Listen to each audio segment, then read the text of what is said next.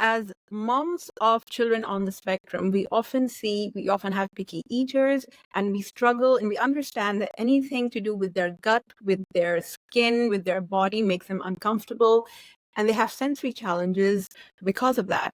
Now, most autistic children also have sensitive body conditions, with kids in every household struggling, and these are neurotypicals as well, struggling with eczema. I understand that gut and diet is a fundamental part of resolving this issue, but then there are also other things that we do, that we apply on our bodies superficially, which does have a similar, if not the same, impact on our internal system. So joining me today, I have with me Linda Kramer, a special needs mom residing in the serene countryside of southern Sweden with her husband and two wonderful daughters, one of whom is 10 years old with developmental and speech delays, as well as autistic symptoms.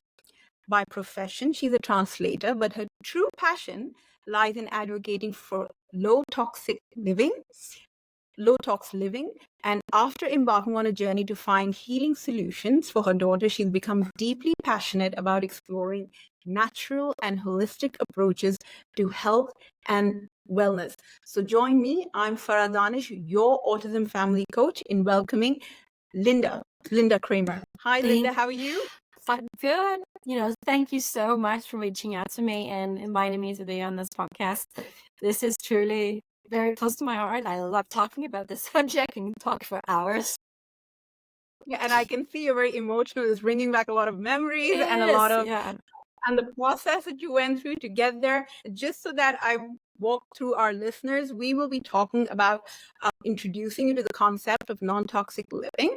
We will be talking about starting simple, doing the basics, DIY tips, and addressing common concerns or misconceptions about non-toxic products and sustainable practices. And if we get the chance to, we'll be talking about, with the unstable weather conditions in Dubai, what families can do at home, simple things families can do at home. This will cover in our DIY on ensuring that we can manage our children's health needs.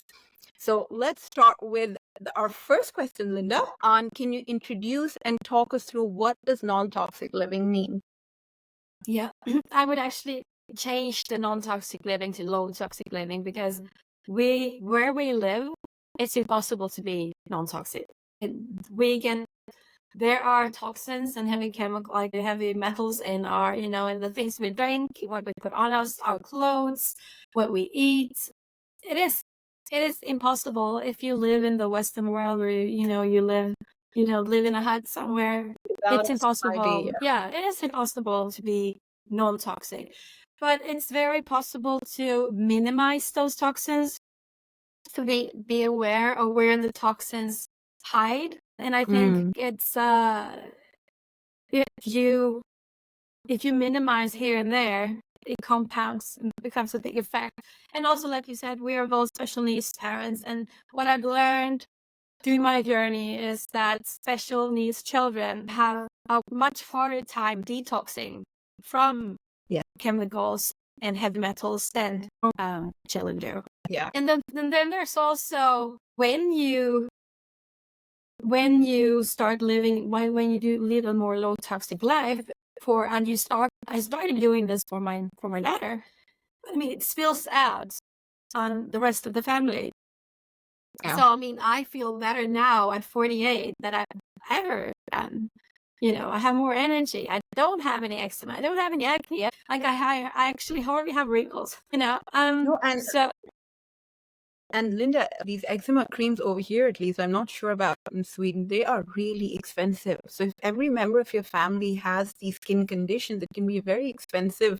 Yeah, and they have chemicals in them, so it's and some not a good solution. But I started, like Farah said, I have a 10-year-old daughter. She with speech delay, developmental delays, and autistic symptoms. But I would have to say, during this journey, most of her autistic symptoms have disappeared for our lesson. So we got a diagnosis 5 years ago. When she was 5, she just turned 5, and she was completely nonverbal in before. And the doctor then gave us the diagnosis. She said, this is her diagnosis. You just have to live with it. There's nothing you can do. And I'm not that kind of person. I was like, I refuse to accept that there's nothing I can do for my 5-year-old. I refuse to accept that this is it. And like my husband said, he said, if you can get a 75-year-old stroke patient to start speaking again, how can you not teach a 5-year-old? And I was like, yes, exactly. Like, Powerful. Yeah. yeah. So I started incorporating, the medical field said there's nothing you can do. So what I did was I turned to other special needs mom and autism moms online, because that's where I found them. And there were the ones that were sharing their journey, sharing their story. And I started implementing basically everything. I'm not very patient. I'm not a patient person. So I implemented everything at once. And I usually say I'll give everything except camel milk, and that's because I couldn't find camel milk as Rita. That was impossible. But I did try. So it's been a gradual process, and she has come such a long way in these 5 years, but healing is slow. So you don't notice it day by day. Like when you live with your kids, it's very hard to notice the gains and the progresses. But like for my dad and his wife, we meet them maybe every couple of months. Every time we met them, they were amazed by the progress she made. So today, I mean, I'm not saying that low-tax living is the only thing I've done for her. I mean, we went to a chiropractor was a really big issue for us, and also going on a gluten-free diet because we learned that she was gluten intolerant and things like that. But my kids have never had eczema, ever. Like, and they've never been on antibiotics. Well, no, sorry. My youngest, she was on antibiotics for the first time ever this Christmas. But they're 6 and 10, and they never had, like, that's the only thing they've had antibiotics. Because, well, I'm a huge, like, when I was deep diving into this, what can I do? I started seeing moms saying, oh, I used essential oils for this, I used essential oils for that. And just seeing it for quite a few times, I was like, oh, I'm trying everything else. Why not just get, some oils? So I got a box of oils, and that was like, you know what it's like. I was so busy, I didn't even open my package for 2 weeks. So I was like, yeah, I'll get to that. Happy to get to that one day. And then when I started, I was opening it up, and I was like, oh, this is kind of nice. And, I got like a diffuser, so it's like with water, and it smells nice. It's for the first time, like we discussed before, I couldn't even wear perfumes for 10 years because it gave me a migraine. But all of a sudden, I could smell nice. My house could smell nice without giving me headaches and more migraines. And I was like, this is pretty nice. And then what gave me the aha moment or the wow moment with the essential oils was actually, like I said, my daughter is gluten intolerant. And whenever she got gluten in her, she was crying and screaming the whole night. And that happened. And I remember thinking, I was like, wait, there's this oil that's supposed to help with stomach issues. So this is like I started it. So I was just a foil glycol digest and put a drop of it in my hand with some carrier oil. Carrier oil can be like coconut oil. It doesn't have to be anything fancy. Yeah. And I dropped that in, and I rubbed it on her belly and in her belly button, and she stopped crying within 10 minutes. Which oil is that? Could you repeat that? It's called digest. So it's a blend of a spice, like different herbs and spices. I never learn what's in them because I just like what I do. I'm like, it's called. And this is like, people always say, oh, essential oil smells so nice. We call this the smelly oil because it doesn't smell nice, but it's so effective. It's effective for all tummy troubles, not only her tummy aches from eating gluten. It's also like for diarrhea, for constipation, ulcers. I used it when I had stomach flu. So wow. Yeah. So I actually remember I actually remember, now that you bring that up, during COVID times, alhamdulillah, I think I believe we've been blessed as a family. We didn't get struck by COVID. I think we're one of the few families when, we go out and say that, oh, we never got affected by COVID. It never happened to us. There are not many of us out there, apparently, that did not get COVID. And that I used essential oils during that time because my kids used to wear those masks. We're all supposed to, right? And I used to have this blended oil, just a bit on their mask, and they'd wear it.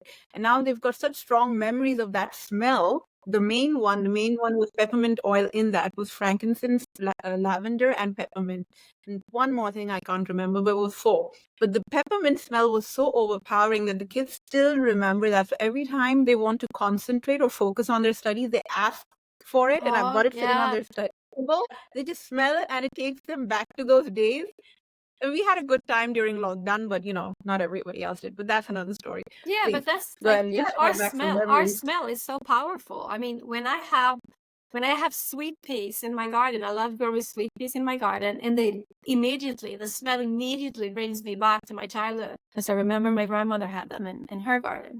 So our sense of smell is like it goes, and the thing is, when you smell it, it goes into the olfactory system, and also what people don't know is it bypasses our thinking brain and it goes into our feeling brain. So it can actually also improve your mood. Oh, yeah. Which is like, yeah, it's amazing. Yeah. But mood, like I said, Bianca was completely normal until 4. She's speaking now, but she's not fully conversational. It's like she used to put everything in her mouth. She didn't have any interest. She's just jumping around, destroying everything. And today, 5 years later, she's a happy child. She loves playing pretend, playing house with her little sister. She has interest. She's serious, like a TV shows. She's talking to us. She's just she's interest. Yeah, she's a completely different head. And I firmly believe we wouldn't have been where we are today if I hadn't influenced all things like that. Yeah. Yeah. So how would you, Linda, what advice would you give, for mothers out there to start simple? Because yes, what most mothers do end up doing is they do everything. Yeah. And like you can I relate. Exactly. We all do that, but not every mom has those same energy levels, and then they experience burnout very quickly, or some might not. They might just go into overdrive and exhaust themselves, various other problems. So how can mothers start simple? Yeah, I completely agree with you on that, because I did go all in that. I'm pretty sure it gave me PTSD after.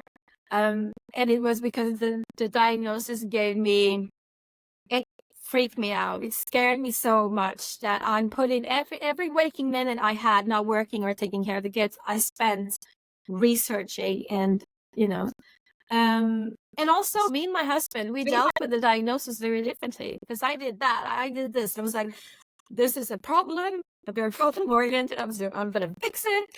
And my husband was more like, the doctor said there's nothing we can do. So he just fell into a depression.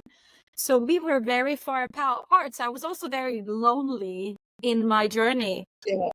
So when she started speaking, when she started opening up, when she wasn't in health bubble anymore, and he jumped on board with me. But that first year, it gave me PTSD for sure. So yeah, so I don't recommend it. I'm glad we're able to laugh about it now. Yeah, well, that's if you want to learn one thing about it is no matter how serious the situation is, I'm always going to make a little joke. And I think that's how I deal with it. I joke about it. I'm not offending anyone, but this is how we're dealing with it. That's the coping mechanism. It's a coping mechanism, sure, that it really is. So when I wrote them down, three things I would start with, I would recommend, is look at your cleaning products. Swap out your conventional cleaning products with non-toxic alternatives. And look for natural solutions that are free from harsh chemicals, synthetic fragrances. I'm gonna say this a lot. Get rid of everything in your house with synthetic fragrances. they mess up everything. They mess up our hormones. They mess up, they Aren't are, they in everything? what? Aren't they in everything now when you They think are, about they it? are, they are. It's really hard. So you have to like find, you have to find, like we started before I started doing many of my own stuff.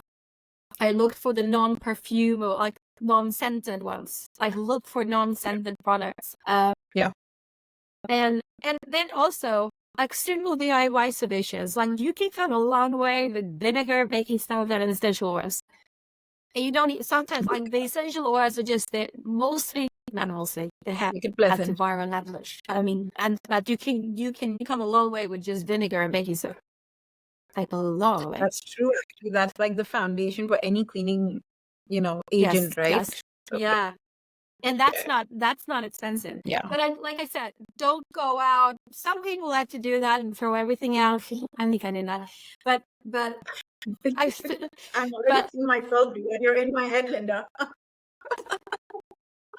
people do. It's like when you run out of a cleaning, like when you run out of some cleaning spray or a solution, like where you're gonna replace it, look for a safer, cleaner version or option. And that's the Yeah. easiest way to change out the toxic products you have, the cleaning products. Yeah.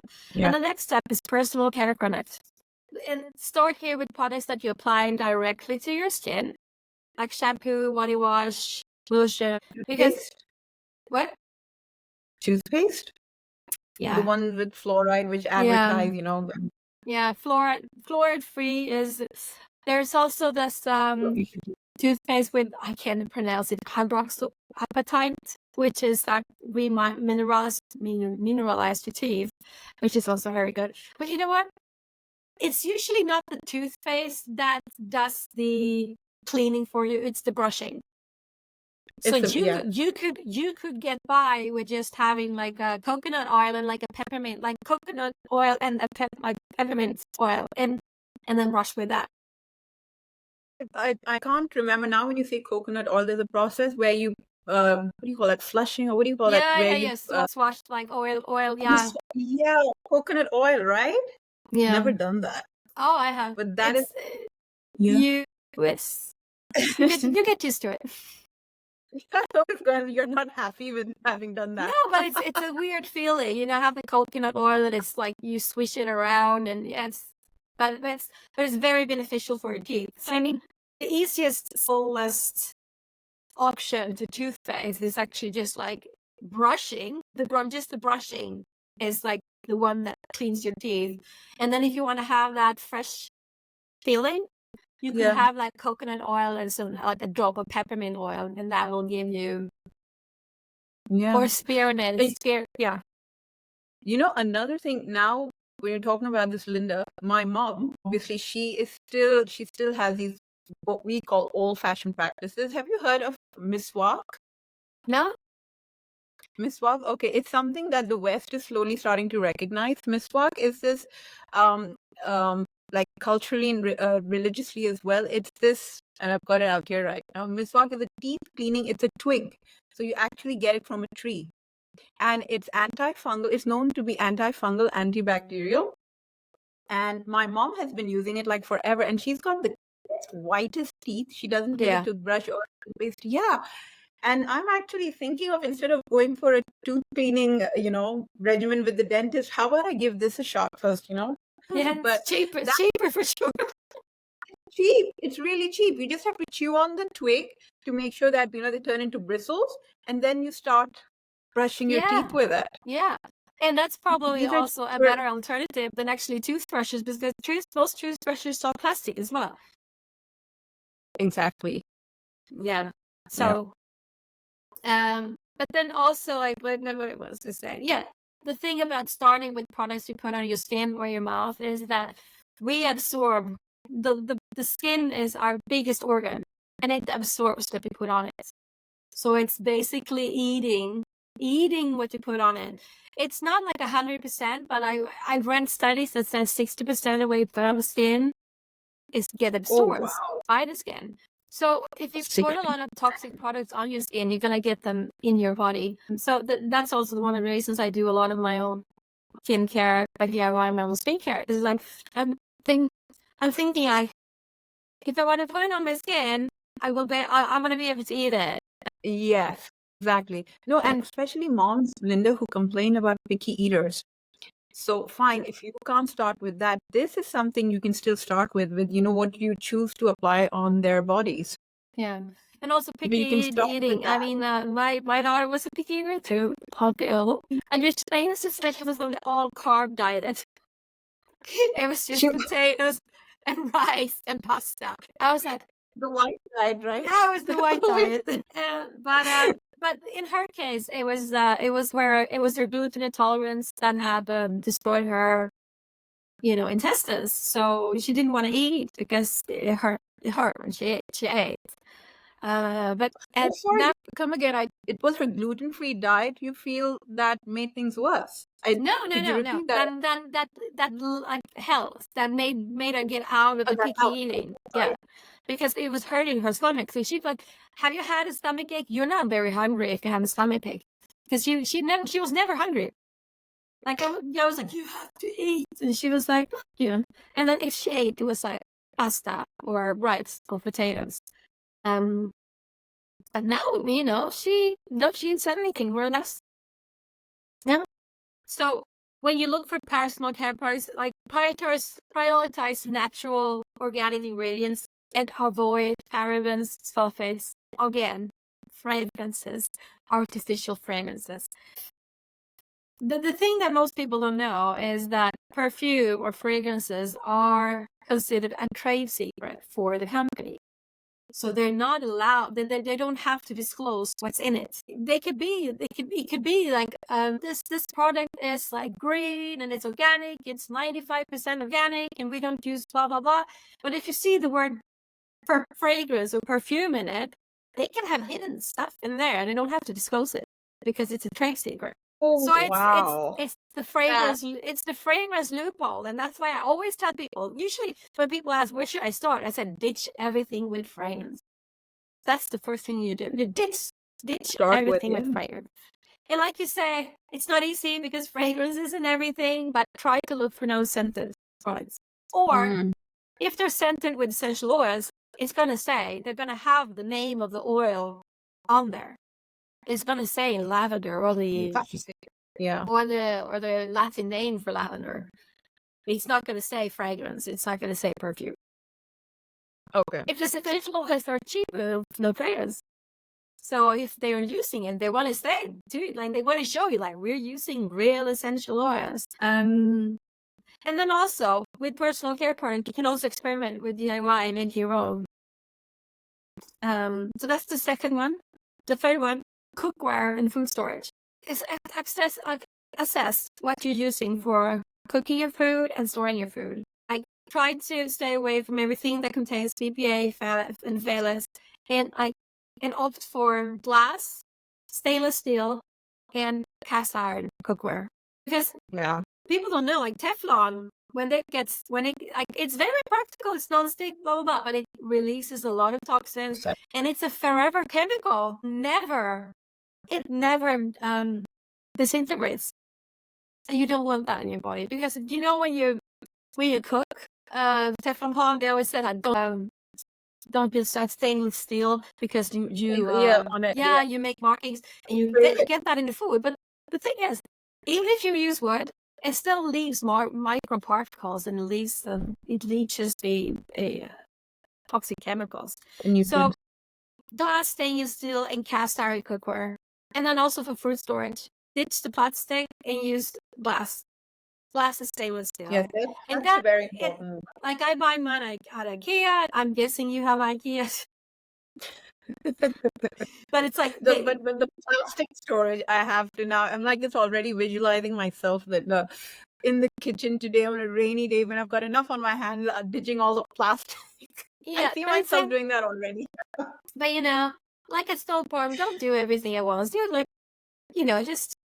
And it doesn't. I think it's okay if the lid is plastic, but the container should be glass, because it's the container that is in contact with your food. Actually made the effort to, the school lunch boxes, I make sure that they have those steel liners. Yeah. So it is plastic from the outside, but steel liners, so the food is in contact with steel. But yeah, steel and glass storage. Because all my spices are in those plastic storage jars. But also, Yes, I need to the get it. problem with food, the spices is like, okay, because it's like, the problem with food is you usually then cooked it and you put it warm. And it's like the heat that makes the plastic releases a lot of those. Okay. As long as you're not heating that jar, which has the. I would say it's worse when you heat it, or you put warm food in plastic. It will always like leach. Okay. But here. So Okay. And yeah, I would say those are the 3 things you could start with. And like, don't do everything at once. Just like decide. Sometimes like, oh, I need to buy a new shampoo. I'm gonna see if I can get a better one, non-scented one. And also think about. I had this discussion with my mother-in-law, and I was saying, like, when you grew up, like, when I walk into friends' bathrooms, it looks like it looks like I'm walking into Sephora. It's just like, they're like, they're like bottles, and they're like, dry shampoo, conditioner, and there's like a skin cream for this, and a skin, like, there's so much. And I was like, do you remember when you were growing up, did you have all these things? And she's like, no. I was like, no, we didn't. But like, maybe like a bar of soap. And, it's like, I think also go through all the products you're using, and it's like, do I really need to use them? Yeah, that's true. I mean, I do know that when I was raising 4 kids by myself in another country, we were in Malaysia for about 6 to 7 years, and I didn't have the time to apply makeup or go through this whole skincare routine which women usually do. I didn't have time for that. I didn't have time to scratch my head, let alone slap anything on my face. And I remember the quality of my skin actually became better because I was doing the bare minimum. I was moisturizing my skin, making sure that I was well hydrated. But then, you come back and then you start seeing all these products and you're like, oh, I didn't even know my skin needed this. Oh, creating problems which don't exist. I mean, that's what ads do, right? Then you see all these products which make you feel ugly and you feel, oh my God, this is something I have to feel beautiful, to look beautiful. And I'm not doing enough for my skin, I feel guilty somewhere down the line. It's only when I started noticing problems and started buying these things is when more problems or more, you start seeing more of these issues on your skin. And I do believe strongly that what you think and what you say out loud, your body listens to you as well. Yeah. And also, a lot of the things with your skin comes from the inside. It's not something you apply, out. Yes, like how you feel about yourself. The anti-age creams and blah, blah, blah, like I went to a presentation with somebody that worked in that field, and she said, if the skin creams, skin face lotions and blah, blah, blah did what they say they did, they wouldn't be allowed to be sold at the supermarket or in the stores. It would be deemed a pharmaceutical product. My God, that is an interesting perspective. Yeah. So a lot of like some of that comes from inside. It's not the external. It comes from inside. Usually it's toxins trying to leave the body. Because we only have 3 ways of getting rid of toxins and heavy metals, and it's pee and poo and sweat. And sweat. So I remember when I did normal deodorants, I made my own. I smelled for quite a while, but it wasn't sweat. It was actually because I was like scrubbing my armpits 3 times a day, and I was like, it's like it was not sweat. It certainly didn't smell that nice.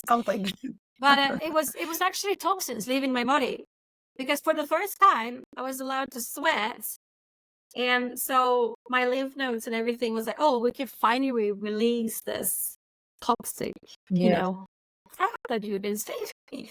because you haven't Yes. given yourself permission like to sweat. And Yeah, now and I think I don't now I don't smell yeah, anymore. Like, yeah, good for you, because this I mean, there's this awareness and about antiperspirants and the damage they actually do, because they block your pores, they they're don't allow so your body to poisonous. release. They're so toxic. And I mean, like I said, the companies have done a really good job at marketing and telling us that we need these products that we didn't need 100 years ago.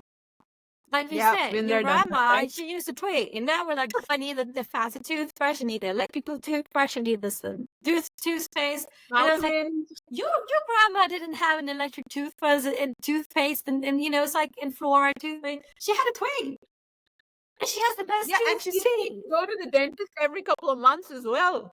Yeah. Yeah. So it's like Okay. we've been taught that we need these products. Yeah. And now, but we have to just think about, do I really need this, or has somebody told me I need it? Do I Yeah, and a really lot of need times you skin use cream? it because you want. Do I really need an eye cream? Do I really need a cellulite cream? Do I really need, like, I don't have those. So, Linda, can you provide some simple tips for making non-toxic products at home, especially like what we talked about, face lotions and detergents? Because I see myself getting rid of a lot of things right now after this conversation. So, simple, simple DIY that I can get on with right away that don't require hard to find ingredients. No, I mean, like I do most of my DIYs. This is like this is a face serum. It's just jojoba oil and some essential oils. I used to have, this is like my deodorant. Like even my husband uses this, just telling me that, oh, my deodorant is out. And this is 4 ingredients. This is shea butter, coconut oil, cornstarch, and baking soda. And then the essential oils if you want to. But those, like the first time I made this deodorant, I was shocked at how easy it was. Really? But Yeah, why and cornstarch? I mean, I understand the other things, the other ingredients, but what does cornstarch do? it dries up, so it helps with the moisture, like soaks up moisture. Okay. Oh, okay, because the shea butter can be a bit too greasy to No, but it uh, sweats. The cornstarch, yeah, and then also has sweat. But it's only 4 okay, ingredients. okay. I know that people have swapped out the cornstarch for other things like potato flour or arrowroot if they've been allergic to corn. But so it's just barely having something that sucks up moisture. It doesn't it doesn't prevent you from sweating, but Yeah, it's like yeah. soaks it But up it a gives little this bit. powdered, No, residue feeling, so that it doesn't it's more taste you. cream. Yeah. But it goes into Oh, the body very fast. I take like a pea size in my okay, so that's shea butter, cornstarch, jojoba oil, and no, it's what was the coconut oil. fourth one? So The fourth one? shea butter, Coconut oil. coconut oil, cornstarch, and baking soda. And coconut oil, you're talking about The thing you any cook with. specific, like cold pressed? No. The thing you cook with, no Yeah, cold pressed burn. coconut. Oh, okay. Well, virgin coconut, like the thing you buy The in best coconut that you when. can get, it all depends on you. Okay. Yeah, But it's I mean coconut oil. coconut oil. Yeah. Okay, cool. And then cool. here it's the face cream, also the same, just for use. And then It's the same thing for the face as well? shea butter, coconut oil, but that's like some almond oil in this. The thing I like about making my own, like I know what's in it, and also it doesn't contain any water.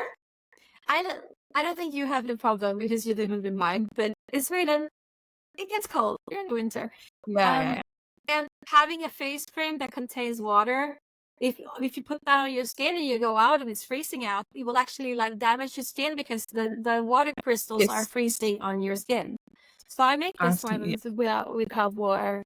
And here's just like a easy laundry boost I made. This is just Epsom salt and baking soda. It is to help like soften the clothes, and I also have some essential oils in there. That's a softener? It's a softener. This is a fabric softener too. That's like a laundry boost. It just helps like get it more clean. And this is my DIY fabric softener. This is vinegar, water, and essential oils. Okay, this just instead of fabric softener, which is really, really toxic. Fabric softener is really toxic, and It is. it not only because it contains synthetic fragrances, but also because it has the chemicals that are there to stick to coat. It coats your clothes to make them feel softer. So when, like I said, the things you put on your skin, the skin absorbs. So if you have like a layer of this fabric softener on your clothes and you wear them, your body is like your skin is gonna absorb some of that fabric softener into your body. So how much vinegar would you advise someone to put in? I have a recipe for that. I don't remember. But all these things are really easy to see. Like just Google it. DIY deodorant, DIY fabric softener. I'm not alone. I think these recipes, like Pinterest. And the thing is, last I was just telling you about this shea butter tub that I got, and this is just shea butter. I haven't even gone through the process like you have, which is, mixing the essential oils and not essential oils in it, essential oil and coconut oil. I even put apricot kernel oil in this. Yeah, but also you live in Dubai, so you live in a hotter climate. So I think the shea butter is mainly because the coconut oil has a very low melting temperature, so it would be liquid all the time in Dubai. Yes. But this helped for when I was in Pakistan, where we see a lot of we see harsh winter over there, very similar to Sweden. Yeah, and you get to see all your 4 seasons and everything. I didn't know that.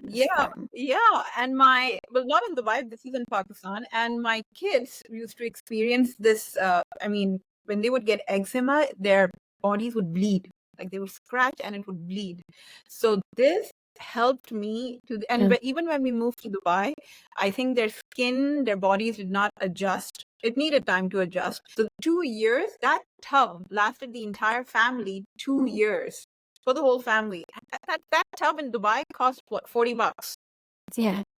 And all these other oils that you mentioned, coconut oil, they're not really that expensive. So compare that to the expensive creams that you pick up from pharmacy. So that's really sustainable for families to. And and I'm also going to show you how easy. Like this is what I use on my daughter when she has stomach troubles. So nobody used like the oil that I was talking about, the dietary one. This is not one of my favorite ways to use essential oils because it's very practical to have like with you. I don't carry this around with me. And this is and essential oils are supposed to be diluted because they're very concentrated. So you just throw 11 drops of that, and then I'm gonna have also some peppermint in it because peppermint is also good for the stomach. That's what I'm on right now. I just need to sniff it. That's peppermint. So 2, 4. So now I have a total of 16 drops of essential oils, and I'm gonna fill it up with some carrier oil. This is just Uniliving's blend with this. It's 6 different whole pressed vegetable oils, and I like it because it has the spout because I'm very messy. So and also it goes very fast into the body. It doesn't stay in your clothes, so so this is ready. You just put a little roller ball on it, and then turn it around. And also, very, very important, put a label on. If you don't put labels on your DIYs, you're gonna forget what you did. I put eye cream on my feet because I didn't label. So put a label on it and write what it is. So this is the tummy roller. Did you see how fast that was? And now this one, like if you have a problem with if you have a child that has tummy troubles, constipation, aches, whatever, this is ready. You could just have this in your handbag when you're out of your mouth and use it. You can use this on your massages. Take the recipe from you for that. Really. So that was one, and then I prepared. This is just cold pressed coconut oil that I whipped to get it a little bit more fluffy. And I'm gonna make a sweet greens foot rub.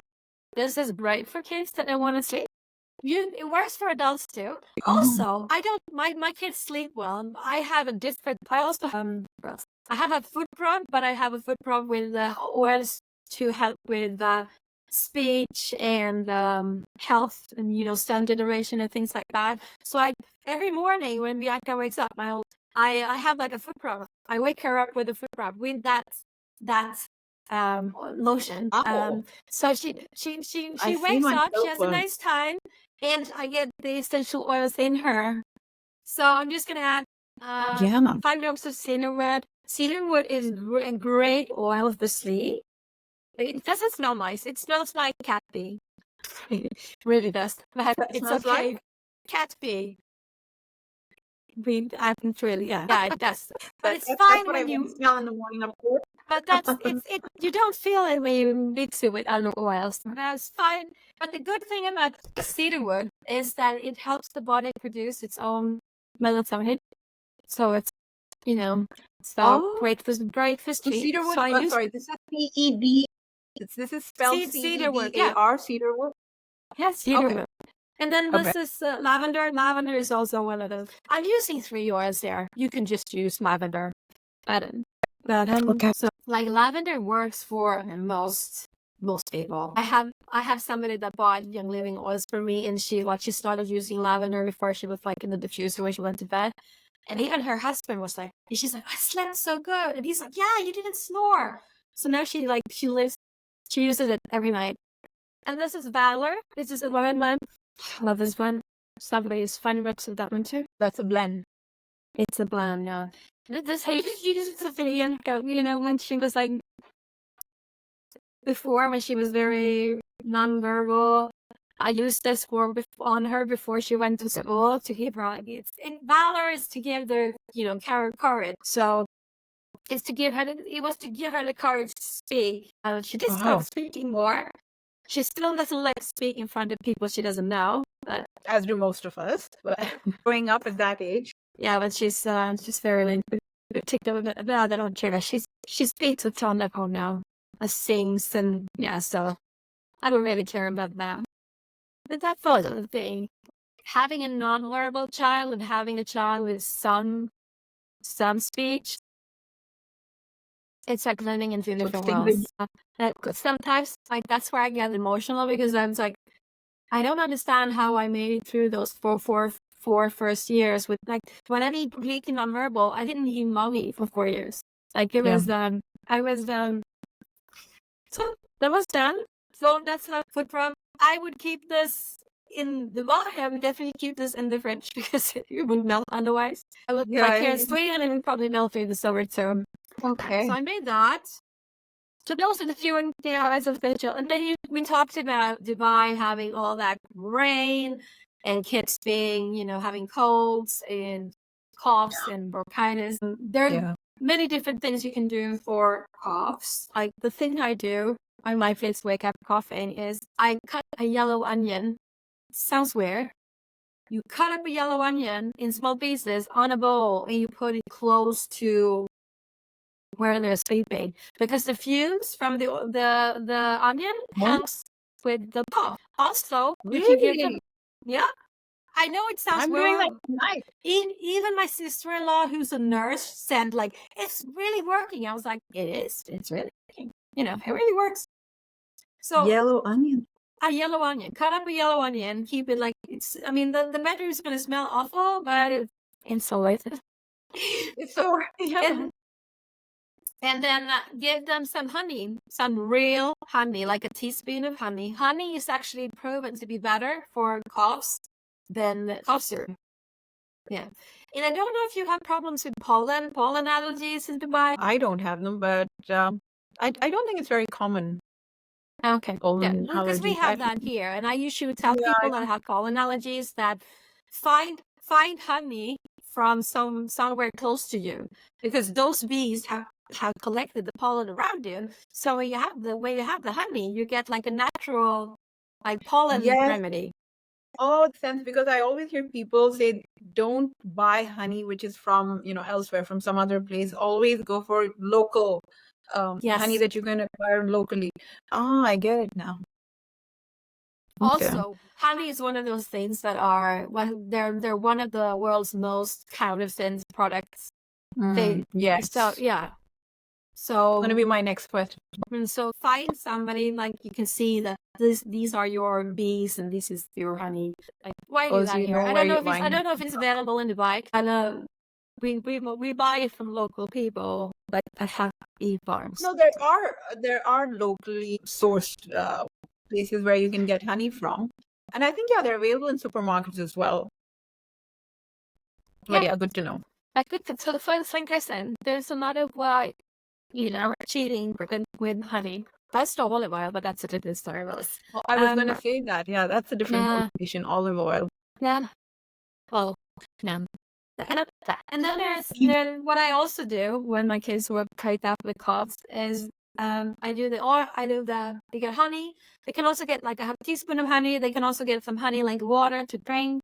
I cut the onion, and then I use my essential oils either in the diffuser. Well, I usually use both in the diffuser and on their chest. And there you can have a pre-made blend like this, or you could just, like, we use this way. This is a blend called RC, which stands for respiratory care.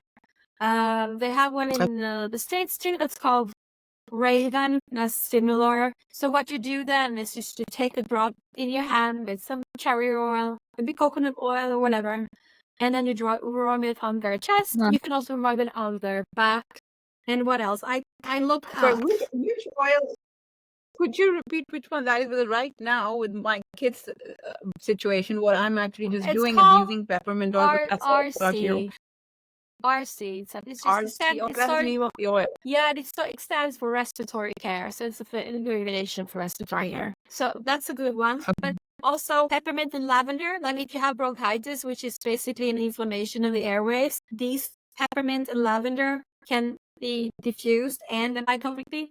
The good thing about peppermint, though, is that it's also, because of the menthol, it works with fevers as well, because it can decrease your fever, like, because the menthol is like cool. It has a cooling effect. Sometimes I use a drop of peppermint, some coconut oil on the back on my kids when they have a fever, and that's usually enough to get them to fall asleep. But make sure they're covered when you do that, so you don't want them to, like, touch themselves and get peppermint in their eyes, because it stinks really bad. My kids know that. I know that. I mean, it's not dangerous, but it's not pleasant. I let them experience it. But it's not pleasant. Cypress is also a good oil for a stubborn cough. And eucalyptus. Yes, eucalyptus does wonders. Yeah. The same thing. You mix it with coconut oil and massage it on your chest and on your back and on your throat, right? Yeah. You can have it in the diffuser as well. I usually do both. Good. Okay. So those would be my tips for. This is my DIY tips, and also my tips for coughs and colds and bronchitis. So, Linda, walk me through this one. Tell me about, what are the most common misconceptions we have about non-toxic products, and especially that you have encountered as well, and how do you address these concerns? Well, one of the common, most prevalent misconception is that non-toxic products are less affected, because they don't have the toxic chemicals, and that makes people worry to switch to natural alternatives. But they'll say, well, I like my cleanings, because it makes everything clean and fresh. But it's like non-toxic products have evolved a lot during the years, so there are many effective solutions, and sometimes they even outperform the commercial products. I've seen tests of normal cleaning product, and then the Thieves cleaning product than we have. And where they can where you can see that mold doesn't grow, because this is like essential oils and it kills the mold. Whereas like normal conventional products do not stop the spread of mold, bacteria and mold. And I think non-toxic products are just as good or sometimes better. And then also you can DIY it, like I said, and then I think they work better as well, And another Yeah. misconception I would say is that it's more expensive to Yes. buy non-toxic products. And that could be true in some cases, sure.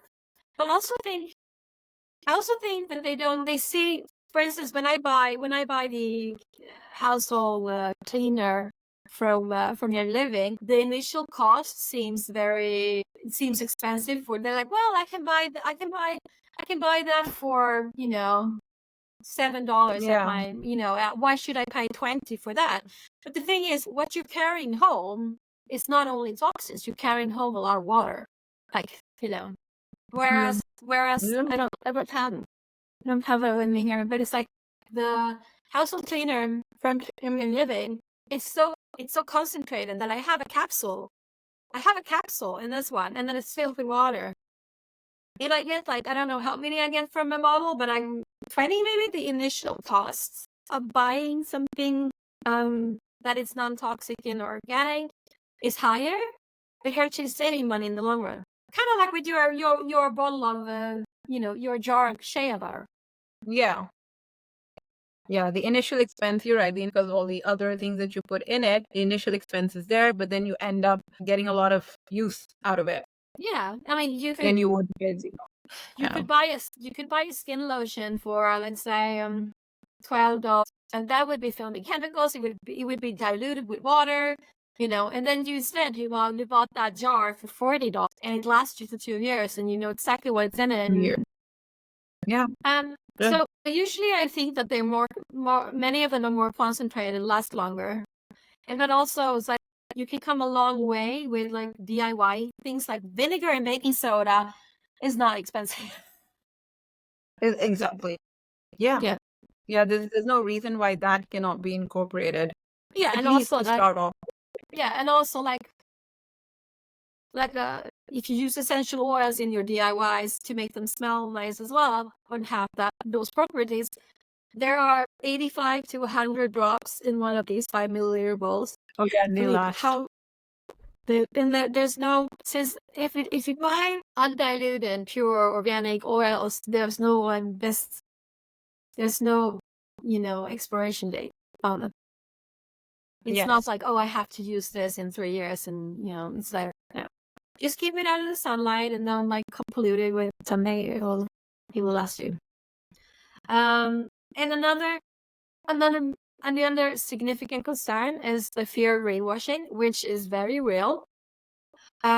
Which is companies saying that their products are green and organic, and they're really not. And I see that a lot. Like I talked to you about the fragrance of it. They have the packaging is organic and it's green and it's leaves, and but then you turn it around and you see that it has perfumes in it, and it was like, well, if you were organic and non-toxic, you wouldn't have perfumes in it or fragrance in it. So if you're gonna buy products, not DIYing them, I mean, it is good to learn what chemicals to stay away from. And my first one I always say is fragrance. Stay away from fragrance. You come a long way just by making that well. And the thing is, Linda, we're so conditioned to smell cleanliness, right? Because when we walk in and when you smell that chlorine, when you smell the chemical, you're assured that, okay, this place has been cleaned, has been thoroughly cleaned. Yeah, it's conditioning. So when you don't smell that, you're like, has this place been, sanitized or has it been cleaned? And because of that association we've developed, right? Yeah, I know. My friend in Barcelona, she was selling her kids' used clothes, and the woman was like, they don't smell anything, aren't they really clean? Because they weren't smelling a picture. And she's like, yeah, this exactly. I'm not using I haven't used fabric softener, but so they weren't. But that woman was conditioned to it has to smell and to be clean. Exactly, and most women buy comfort is based on the smell. Associate. So someone has to start this conversation, and I'm so glad we're doing this, and I'm so glad that you're actually getting on board and helping me out here. So I mean, I'm so grateful for social media to, be able to connect. Like, I have no idea where I would have been today if I didn't have social media and I didn't find those other moms. And that's also one of the reasons why I share. I remember my husband Yes. asked me a long time ago, he said, "Why do you share so much about us and about Bianca on, on Instagram?" And I was like, because when we got the diagnosis, those were the most that shared were the ones that gave me hope. Exactly. Yeah. Yeah, it was a really Horrible. hard time. But we do, yeah. So I mean, it's thank God for social media. Anyway, I'm actually quite curious to see how my husband has restrained my kids. It's been very peaceful. It I has haven't heard been. anyone even try to. Yes, no one has even tried to walk in. Like, I haven't heard the door. Maybe because they know you're But recording, so they know if they walk in, they're going to be no, recorded. but that still happens the minute you say. Actually, I should get myself a board that says "in recording" or "recording in progress" or something like Oh yeah, that. you should. Stuck in the door. Yeah, not that it helps, Yeah. but if you're not bleeding or dying, don't go in. No, I've got a better one. This better be important. Like, is it really this important? Or think again. Like, yeah. What level are you at? Yeah. Yeah.